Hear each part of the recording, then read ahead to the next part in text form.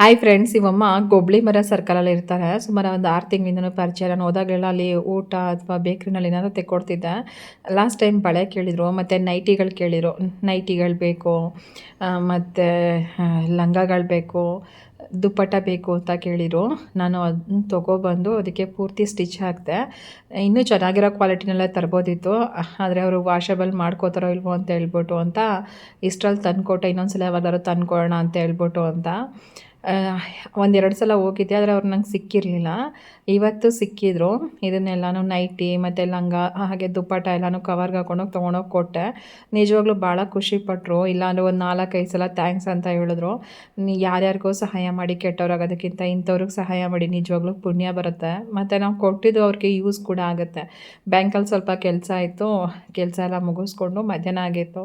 ಹಾಗಾಗಿ ಹೋಟೆಲಲ್ಲಿ ನಾನು ನಮ್ಮ ಸಚ್ಚು ಊಟ ಮಾಡಿಕೊಂಡು ಮನೆಗೆ ಬಂದ್ವಿ. ಇದಾಗಿತ್ತು ಇವತ್ತಿನ ಒಂದು ಮಿನಿ ಲಾಗ್. Thank you.